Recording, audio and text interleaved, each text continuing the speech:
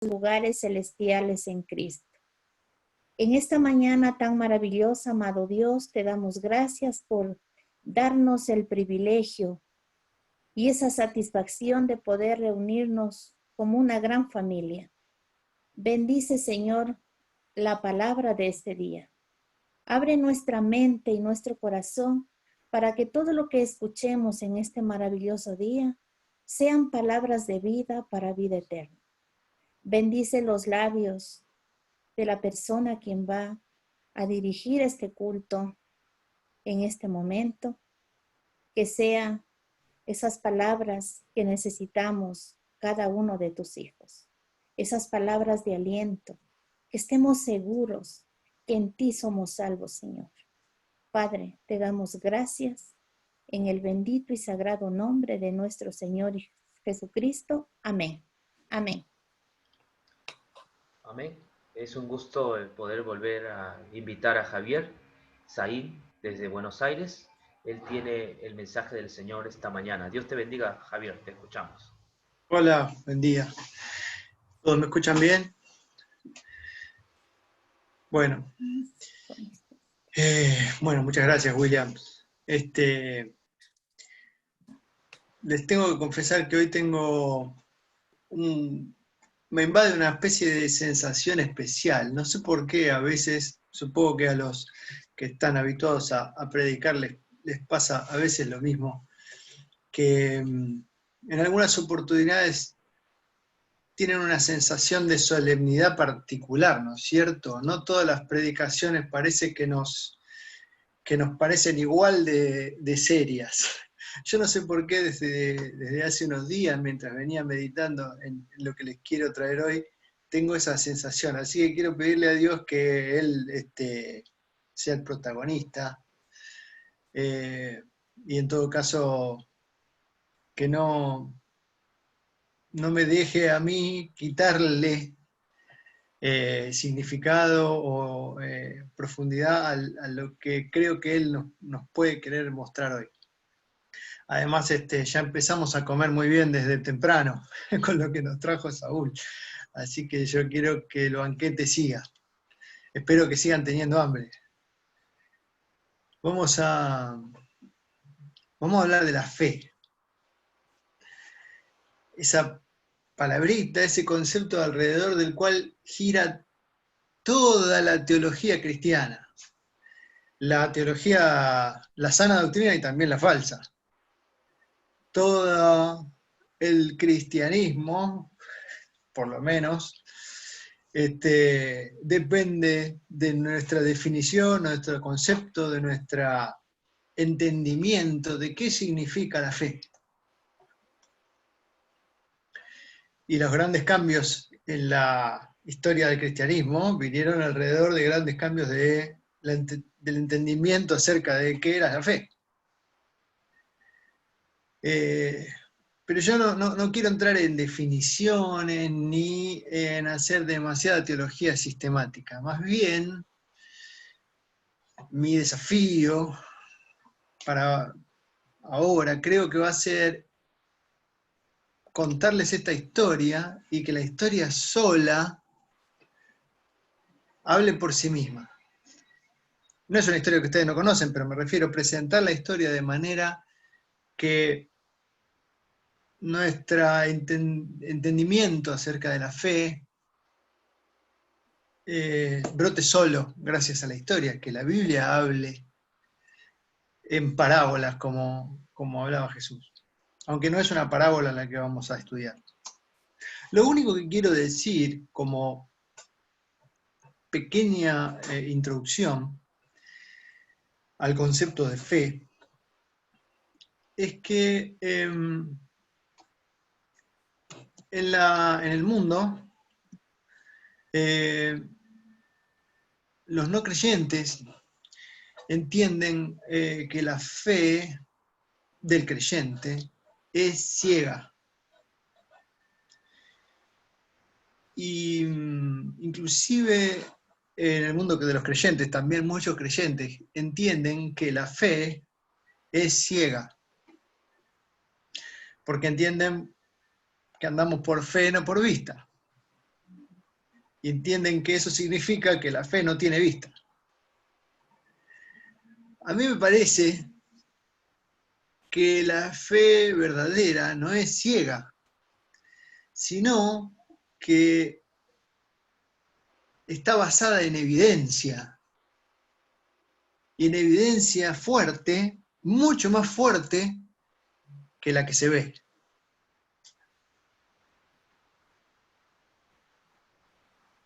Vamos a ver si la historia nos enseña esto.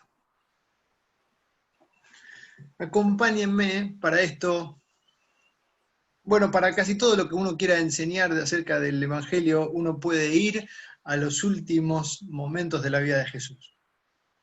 Si solamente tuviéramos escrito la pasión de Cristo como nuestra única información, tal vez sería suficiente. Vamos a ir al libro de Lucas, acompáñenme a Lucas 22, a leer solamente un par de versículos, y ustedes enseguida van a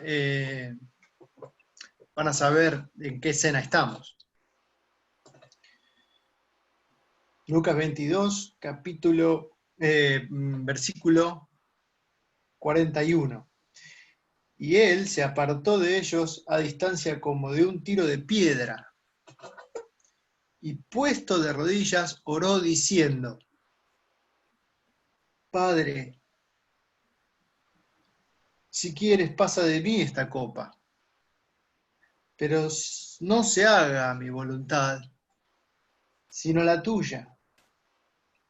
Y se le apareció un ángel del cielo para fortalecerle. Y estando en agonía, oraba más intensamente y era su sudor como gotas de sangre que caían a tierra.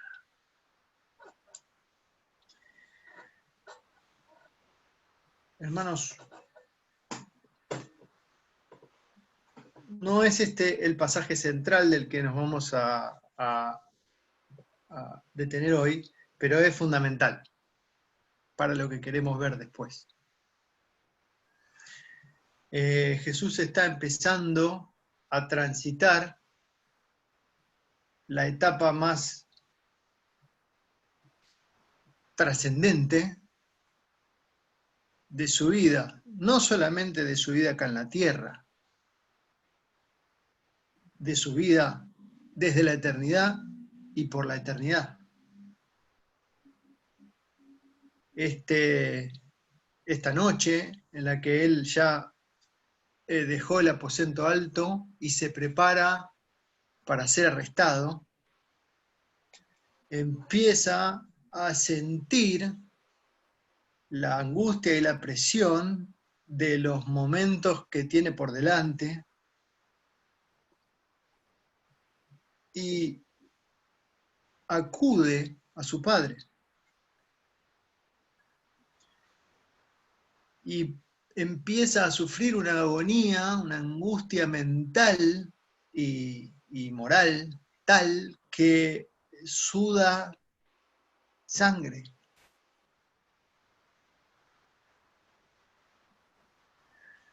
Y sus dolores están empezando. Estamos en los primeros momentos de lo que conocemos teológicamente, religiosamente, como la pasión, ¿no es cierto?, que va desde el Getsemaní hasta su muerte. Así que todavía quedan por delante horas en las que ese sufrimiento se va a ir agudizando. Y en ese momento Jesús se aparta de sus discípulos, aunque les pide que lo acompañen cerca, y clama a su Padre diciendo, según el relato también de los otros evangelistas, papi. No es lo mismo, ¿no? Decir, Padre, tengo que hacerte una petición. Jesús no hablaba así con su papá. Le decía papi. Abba Padre, Papito.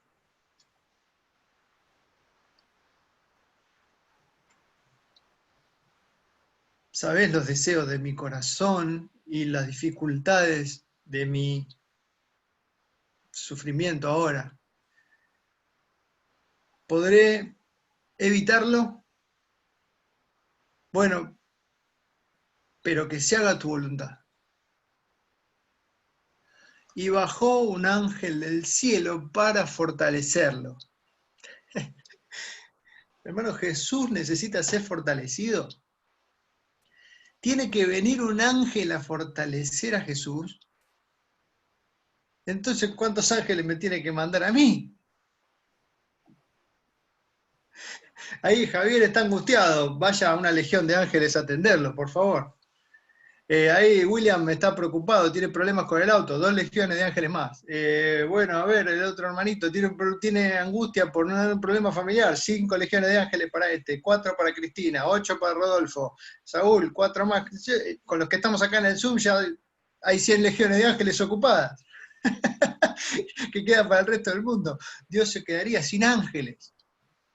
No hay tantos en el cielo como para fortalecernos en nuestra debilidad. Así que cuando Jesús les dijo a sus discípulos que los iba a dejar, no dijo que iba a mandar en su reemplazo ángeles. ¿Se acuerdan? Es un trabajo, venir a fortalecernos es un trabajo que Dios tiene que hacer en primera persona, no manda ángeles. Es demasiado trabajo para los ángeles. Los ángeles le dicen, no damos abasto, no alcanzamos. Andá vos a fortalecer a los hombres. Así que viene el Espíritu, Él mismo. Bueno, vamos a cerrar este paréntesis. Pero Jesús recibió un ángel para ser fortalecido.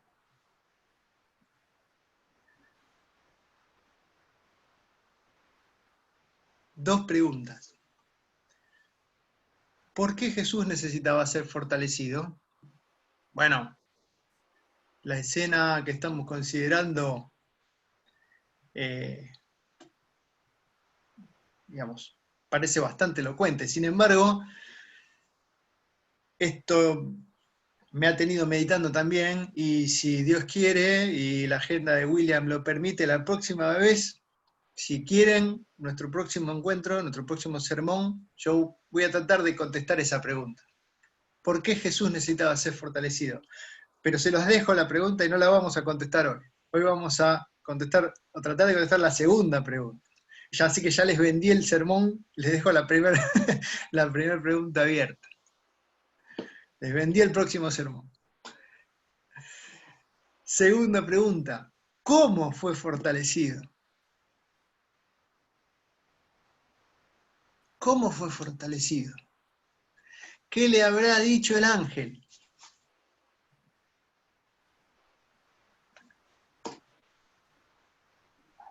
Lucas, ¿por qué no pusiste?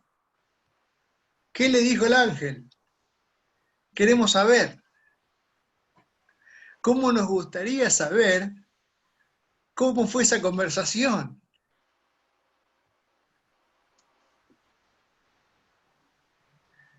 Cuando estemos en el cielo le vamos a decir, Lucas, no te enteraste, no averiguaste. ¿Por qué escondiste esa información? Y Lucas posiblemente nos diga, no la escondí. Ustedes pueden imaginarse cómo fue esa conversación. Y digo imaginarnos porque podemos tener evidencias de cómo habrá sido, aunque no podamos conocerla literalmente, textualmente. Y eso es lo que vamos a tratar de ver hoy. Pero para eso, acuérdense, nuestro desafío es ver si podemos encontrar con un grado de certeza razonable basado en la Biblia, qué le habrá dicho el ángel que fue enviado. Si puedo convencerlos de una posible conversación al final de esta meditación, entonces me doy por satisfecho el objetivo de este sermón. Y para eso vamos a saltar. Les voy a pedir algo. Vamos a tener que armar un pequeño rompecabezas. Van a tener que acompañarme a mí en algunas suposiciones. Van a tener que aceptar que especulemos. Y por lo tanto, van a tener que ser conscientes, al igual que yo, de que cuando estamos especulando no podemos hacer doctrina. La doctrina se hace solamente basada en lo que la Escritura dice, no en lo que suponemos acerca de la Escritura. Así que yo, cuando esté suponiendo, ustedes van a tener que ver si estamos suponiendo bien, porque cada uno va a tener que decidir en su conciencia si eso se ajusta o no a la Escritura. Pero no está prohibido suponer o deducir de la Escritura. Lo que no podemos es hacer doctrina sobre suposiciones. Pero mientras nuestras suposiciones no contradigan lo que la Escritura sí dice, tenemos permiso de tratar de entender. Y que el Espíritu nos auxilie en eso. ¿Está bien? Y además, como vamos a tratar de unir algunas piezas, vamos a tener que estar atentos para poder ver la figura final sin... y si alguna pieza nos queda fuera de lugar, entonces esa figura va a estar distorsionada. Prestemos atención, pidámosle a Dios que a mí me dé sabiduría para poder ir acomodando, a ustedes que no se distraigan, y sobre todo que la conexión no falle, que Dios también ponga los medios técnicos. Estamos en el Getsemaní. Jesús está sufriendo y un ángel se le aparece para fortalecerle y queremos saber qué le puede haber dicho. Vamos a saltar unas horas para adelante, ahora en busca de esa idea. Unas, no sé, 15, 20 horas tal vez. Y vamos a ir al otro extremo de la pasión de Jesús. Primero nos enfocamos en el comienzo y ahora nos vamos a enfocar en el final. En los últimos instantes de toda esa agonía que es, recuerden, los momentos más críticos, no de la vida de Jesús en la tierra, sino de la vida de toda criatura en todos los tiempos. Toda la eternidad anterior y toda la eternidad posterior se definía en esos momentos. ¿Cómo empieza? Con Jesús sufriendo, necesitando un ángel que venga a fortalecerlo. ¿Cómo termina? En el mismo libro de Lucas, en el capítulo siguiente, capítulo 23, versículos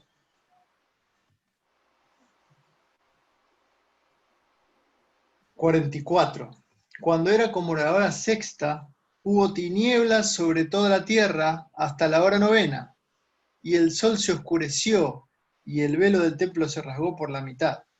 Entonces Jesús, clamando a gran voz, dijo: Padre, en tus manos encomiendo mi espíritu. Padre.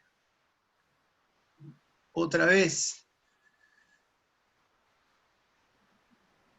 hablando con su Padre en los mismos términos que como empezó.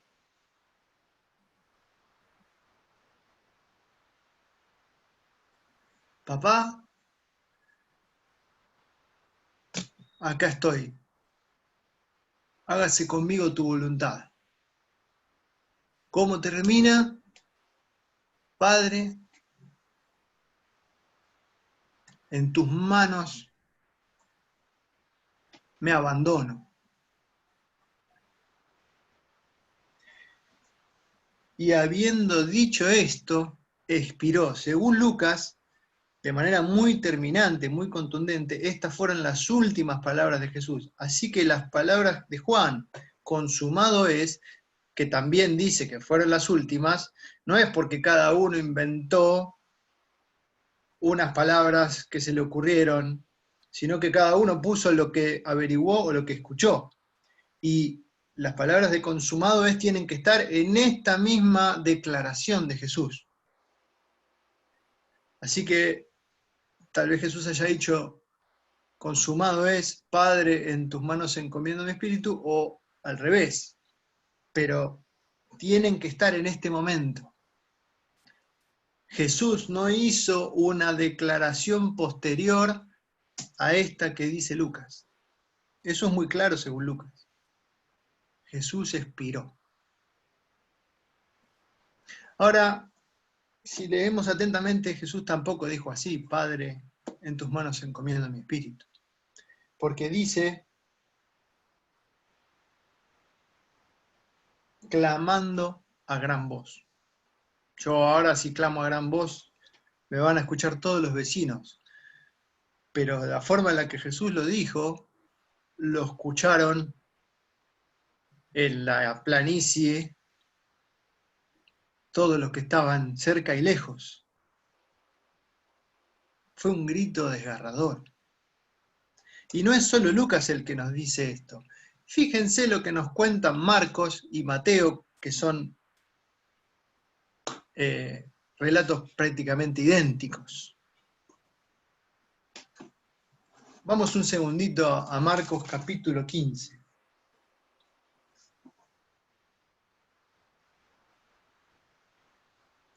Cuando vino la hora sexta, versículo 33. Dejen marcado Lucas, no lo pierdan. Cuando vino la hora sexta, hubo tinieblas sobre toda la tierra, hasta la hora novena. Y a la hora novena, dice Mateo, cerca de la hora novena, Jesús clamó a gran voz diciendo, Dios mío, ¿por qué me has abandonado? ¿Por qué me has desamparado? Según mi traducción que estoy leyendo. Y algunos que estaban ahí decían, miren, llama a Elías. Y entonces fueron y le dieron de beber vinagre. Y decían, a ver, esperemos a ver si viene Elías y lo viene a bajar. Versículo 37. Mas Jesús, dando una gran voz, expiró.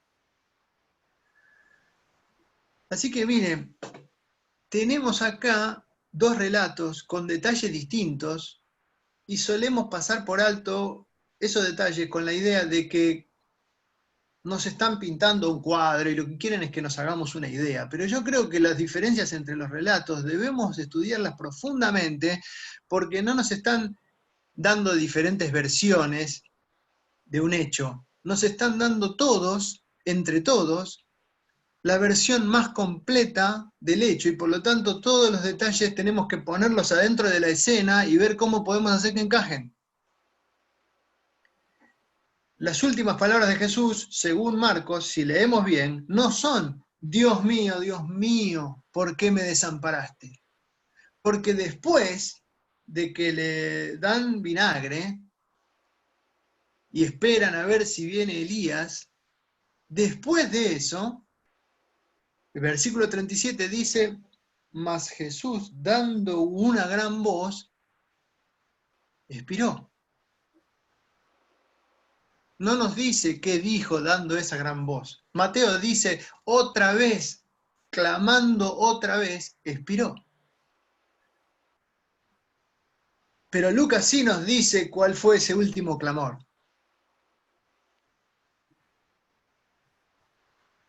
Así que entre los evangelistas nos están dando diferentes piezas de este rompecabezas y lo que encontramos es a Jesús diciendo algunos momentos antes de la hora novena, Dios mío, ¿por qué me desamparaste? Y algún lapso pequeño de tiempo después, no sabemos cuánto, diciendo, Padre, en tus manos encomiendo mi espíritu. Ahora, ¿qué pasó en Jesús en esos momentos?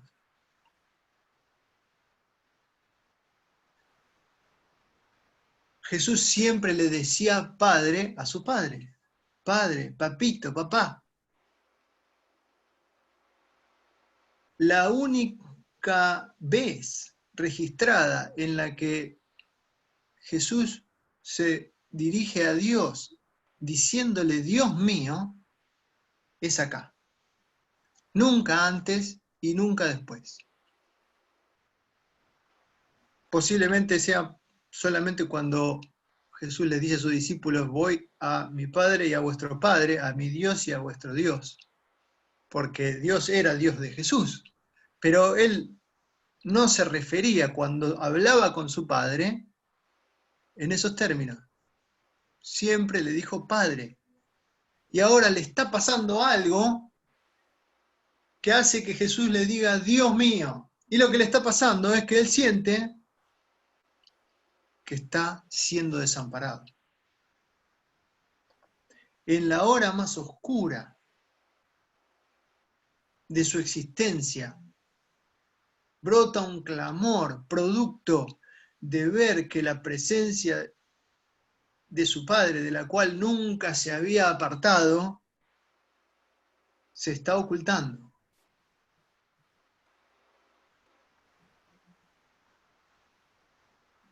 Jesús ve que no ve a su padre, porque él tiene que pasar por la experiencia de la muerte que morirían los perdidos. ¿Y qué es la muerte sino el abandono de Dios?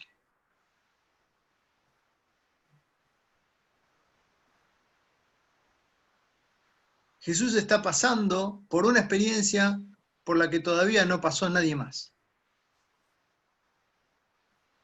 Ningún pecador todavía ni siquiera murió la muerte que Jesús estaba experimentando, porque nadie fue abandonado por Dios. Y en ese momento Jesús exclama,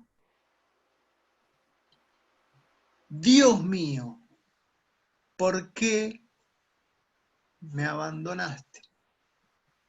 Y algo sucede para que después Jesús cambie su expresión y vuelva a referirse a Dios como su papá. Y entregue su espíritu a su papá. Y hermanos, acá es donde les pido que me acompañen. Si es que ustedes pueden quedar tan persuadidos como yo de que lo que pasó es la escena de los ladrones. Porque en Marcos no está el diálogo, ni en Mateo, el diálogo con los ladrones, pero la descripción, si ustedes leen cuidadosamente el capítulo, yo pensaba hacerlo, pero se va a hacer muy largo, parece que es muy importante para Marcos estar relatando las cosas en sentido cronológico. Y él se preocupa por decir qué pasó primero, qué pasó después y a qué hora. Sin embargo, en Lucas, más bien parece que él está preocupado por decirnos un montón de cosas que pasaron sin ponerlas en un orden particular. Lo único que pone en orden es las últimas palabras de Jesús y establece claramente que fueron las últimas. Padre, en tus manos encomiendo mi espíritu. Pero todo lo demás que Lucas cuenta, lo cuenta un poco desordenado, porque fíjense que pone después véanlo, pone el vinagre al principio en vez de al final, pone que el velo se rasgó y lo pone antes de que Jesús expire en lugar de después. No está preocupado por decirnos que esto pasó primero y esto pasó segundo, sino por decirnos pasaron estas cosas. Y eso me mueve a pensar que hubo algo que pasó que tiene que haber cambiado el estado de ánimo de Jesús. el estado de ánimo reflejado por sus propias palabras. Había allí dos ladrones. Y uno de ellos le dice, acuérdate de mí cuando vengas en tu reino. Mientras el otro lo insultaba. Y Jesús, en plena agonía, en plena desesperación de empezar a ver cómo la presencia de su Padre se retira, de empezar a sentir una soledad nunca antes experimentada, escucha que alguien le pide socorro. Acuérdate de mí cuando vengas en tu reino. ¿De qué reino está hablando? Cuando ve a ese hombre torturado, todo lacerado y colgando moribundo de una cruz al igual que él. ¿Qué puede ver ahí que lo haga pedirle socorro? Nosotros le pedimos socorro al policía, al soldado, al que tiene un arma, al que está en posición de poder. Pero Jesús, en su situación más débil, escucha un pedido de socorro. ¿De quién? De un malhechor. Pero eso no es todo. Miren lo que nos cuenta Marcos. Vuelvan a Marcos 15.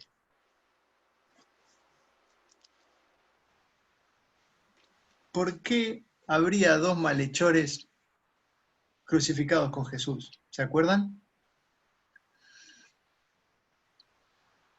¿Por qué Jesús no fue crucificado solo?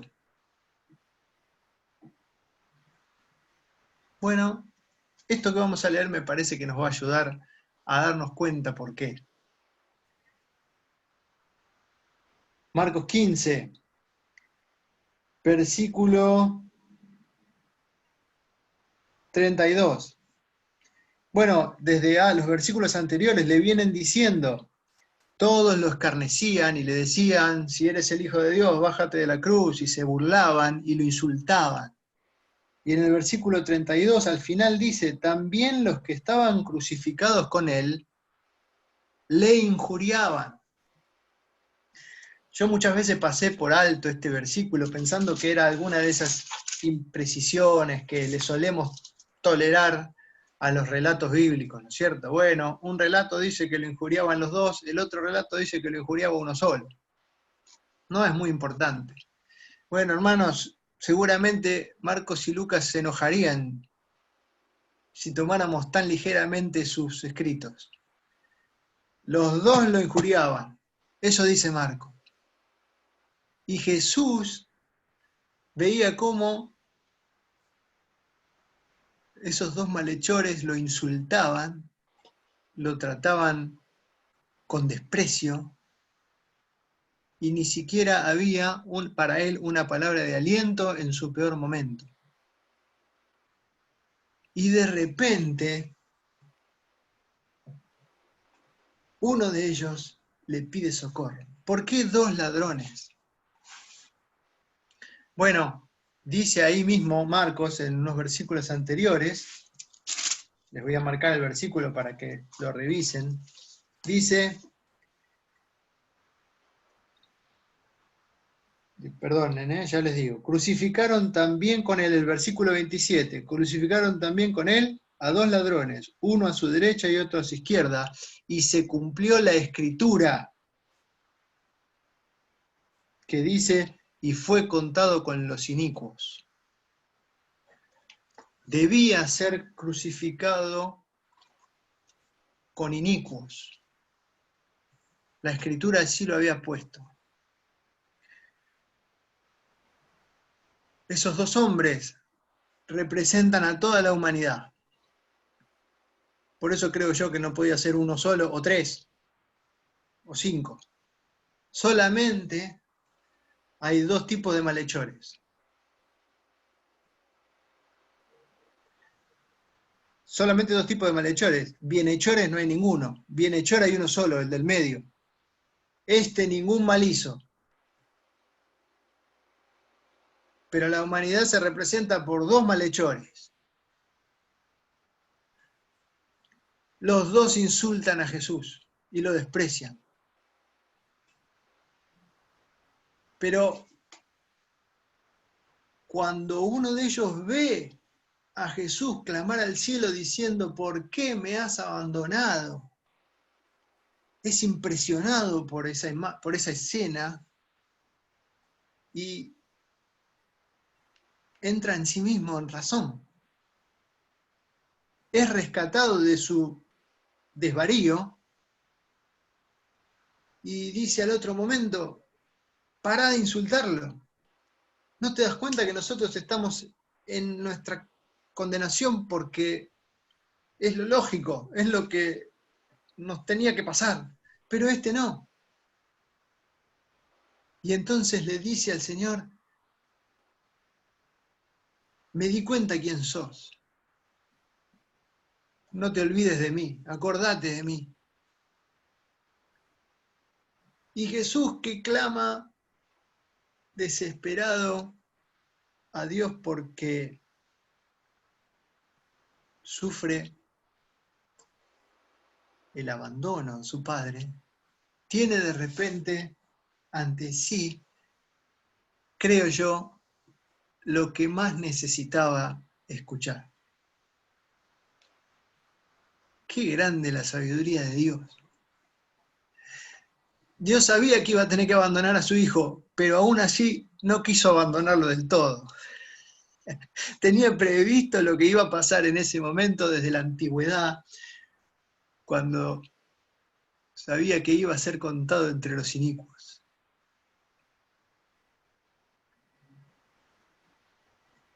Y Jesús dice, para eso es que estoy acá colgado.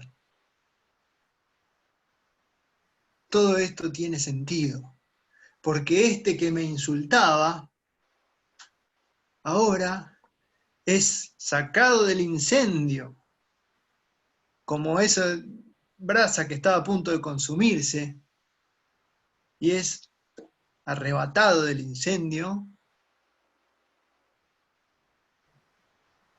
de una muerte segura. Hermanos, no hay más que dos malhechores en la humanidad. Los que, frente a la impresión y a la convicción de que están frente a su Salvador, perversamente deciden seguir insultándolo, y los que son conmovidos por el Espíritu y le piden socorro.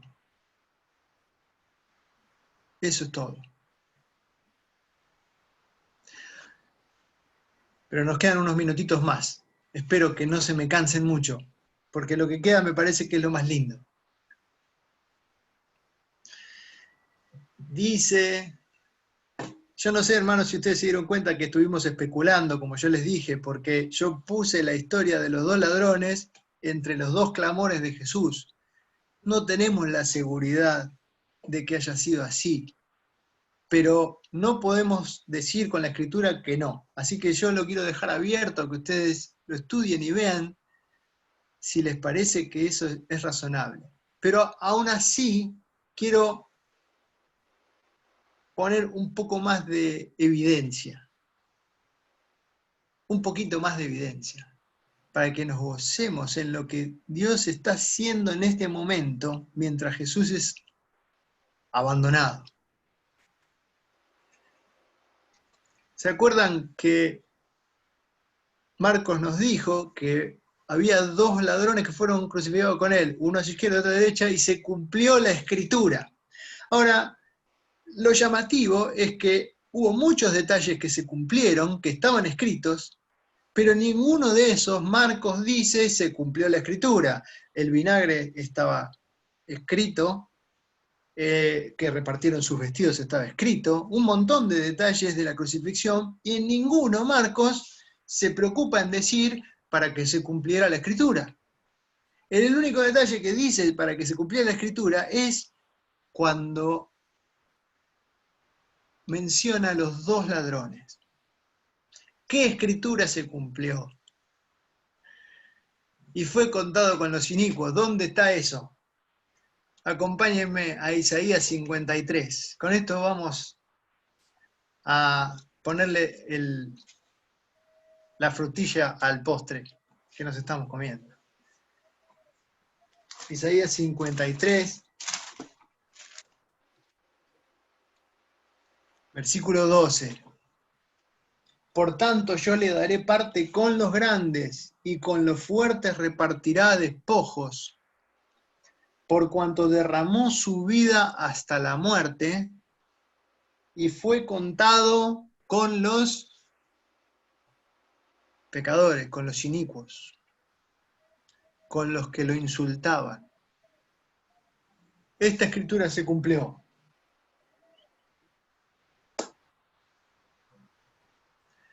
Ahora, a mí me parece que cuando Marcos dice que se cumplió esta escritura, no está diciendo que se cumplió ese renglón solamente, sino que se cumplió la escritura que decía que iba a ser contado con los inicuos, pero la escritura es todo esto que está acá.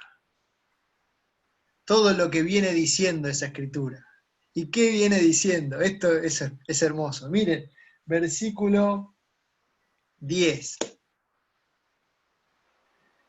Jehová quiso quebrantarlo, sujetándolo a padecimiento. Dios mío, ¿por qué me has abandonado? Jehová quiso sujetarlo, quebrantarlo, sujetándolo a padecimiento. Y miren qué espectacular. Cuando haya puesto su vida en expiación por el pecado, verá linaje, vivirá por largos días, y la voluntad de Jehová será en su mano prosperada. Verá el fruto de la aflicción de su alma y quedará satisfecho.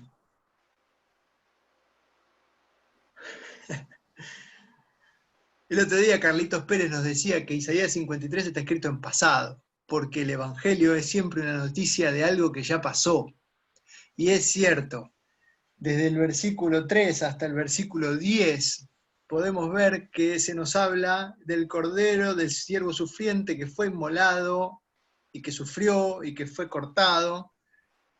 Pero acá pareciera que cambia un poquito el tiempo, porque de lo que nos va a hablar ahora es de algo particular que todavía está por pasar, cuando se escribe Isaías. Dios había dicho, cuando ponga su vida en expiación, verá linaje.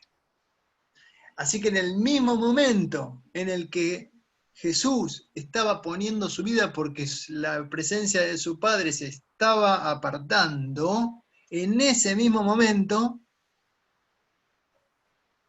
escuchó un pedido de socorro. Ahí estaba su linaje prometido,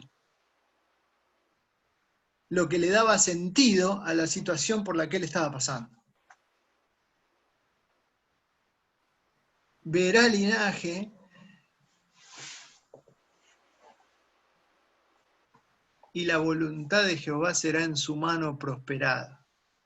Díganme, hermanos, ¿qué le habrá dicho el ángel en el Getsemaní? ¿Para qué viene un mensajero de Dios? Para dar un mensaje. No sabemos cuál fue el mensaje,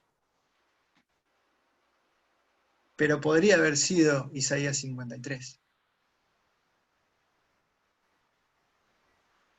No sabemos. Estamos especulando.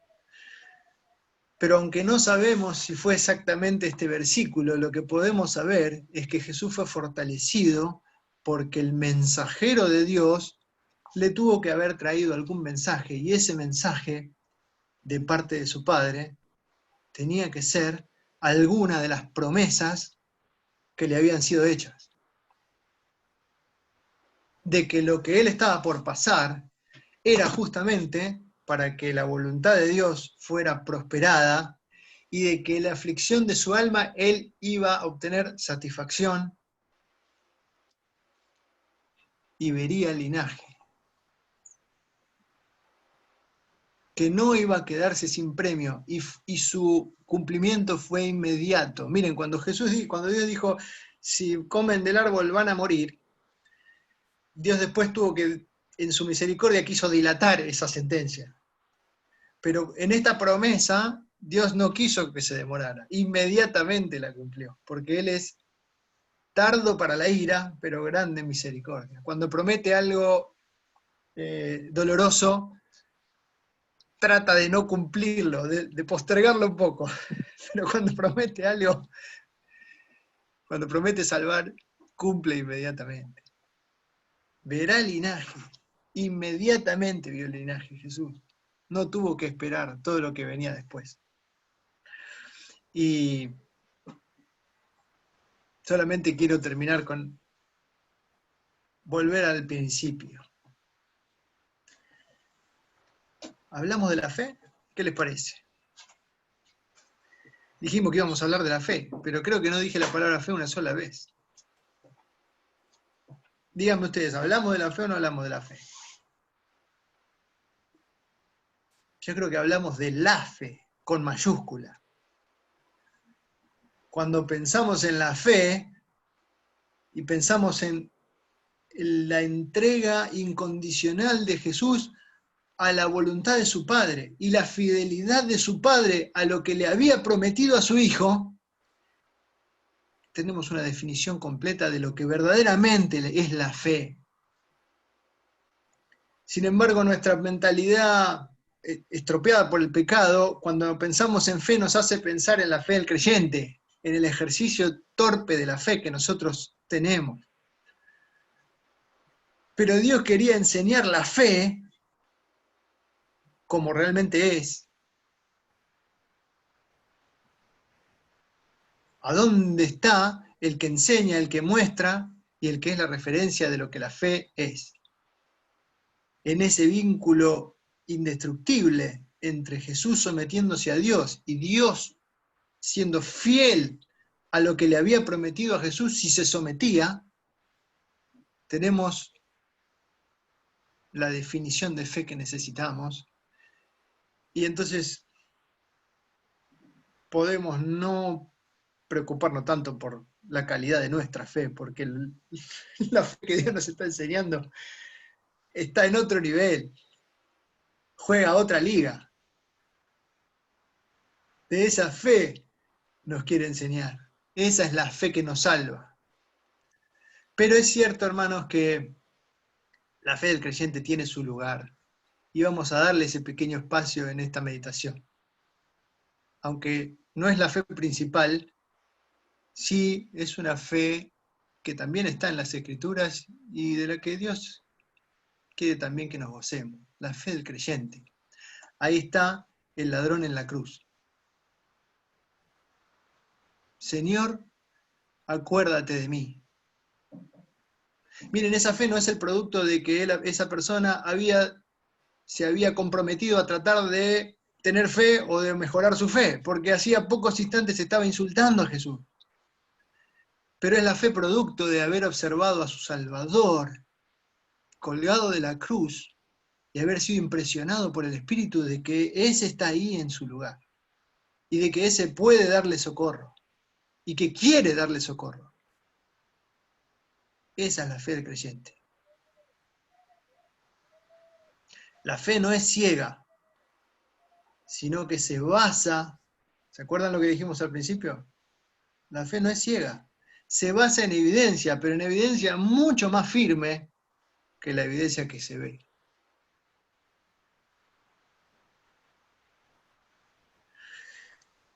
Y quiero terminar con una frase de Spurgeon, este hombre que parece que para todo tiene grandes frases. Dios le dio ese don. Dios es demasiado sabio para equivocarse y demasiado bueno para ser cruel. Así que cuando no podemos ver su mano, Confiemos en su corazón. Jesús puede dar testimonio de eso. Confiemos en su corazón. Hay evidencia suficiente para confiar en su corazón. No confiamos ciegamente. Tenemos las evidencias más fuertes adelante nuestro. Disculpen que me haya estirado tanto, pero espero que haya sido de bendición. Javier, gracias, maravilloso, ¿no? Nos queda claro que la fe de Jesús, y la nuestra contempla esa fe de Jesús al morir por nuestros pecados, entregarse por nosotros. Gracias, Javier, por tan hermoso mensaje. Bueno, hermanos, para ir culminando, vamos a escuchar este himno que lleva por título Dios incomparable. Vamos a proyectar a ver cómo está esto. Dios incomparable es el tema que tenemos preparado. Muy bien, vamos a escuchar Dios incomparable.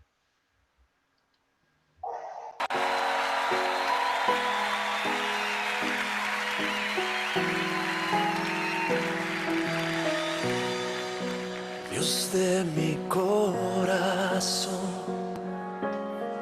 en ti encontré mi salvación.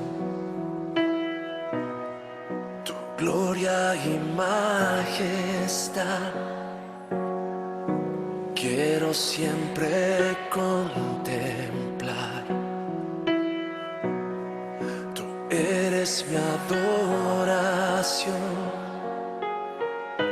y mi eterna canción.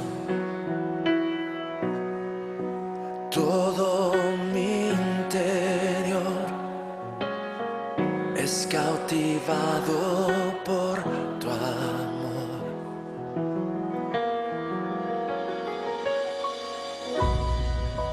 Eres Dios eterno, solo tú eres bueno. Dios incomparable eres tú. Nunca me separaré de tu gran amor. Eres mi Señor, mi Salvador.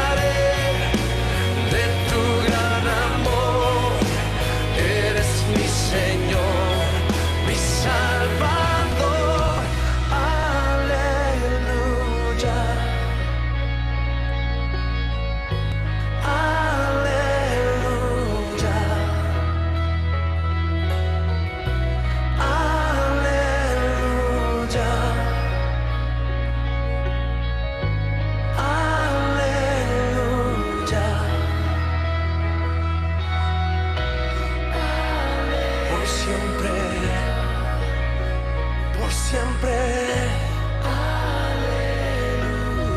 cantaremos a ti.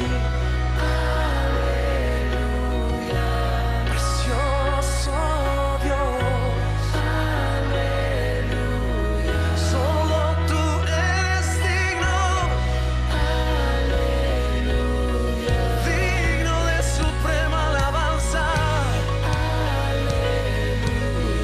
Digno es el Cordero, por siempre.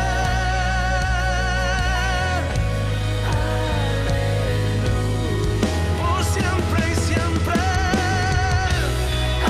Aleluya. Yeah, yeah, yeah.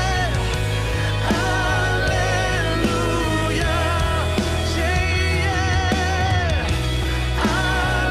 Aleluya.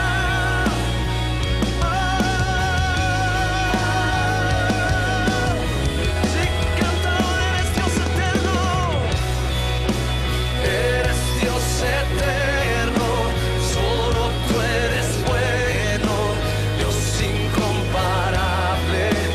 Eres tú, nunca me separaré de tu gran amor. Eres mi Señor, mi Salvador. Eres Dios eterno, solo tú eres bueno, Dios incomparable. Eres tú, nunca me separaré de tu gran amor. Eres mi Señor, mi Salvador. Aleluya. Cantamos. Por siempre al Rey, al que vive por los siglos. Jesús el Rey,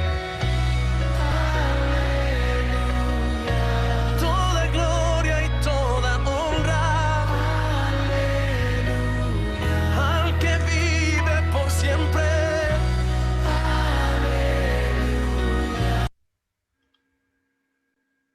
Bien, hermanos, ha llegado el momento de tener la última palabra de oración. Se lo voy a pedir al mismo Javier.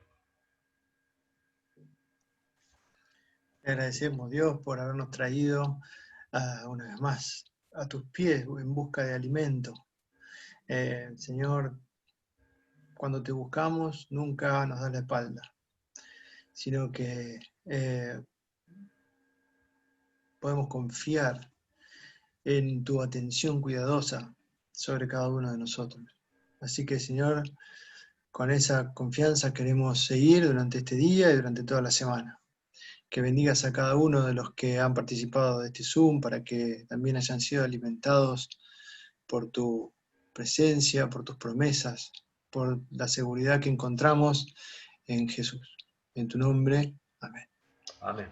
Amén. Bueno, les agradecemos, hermanos, por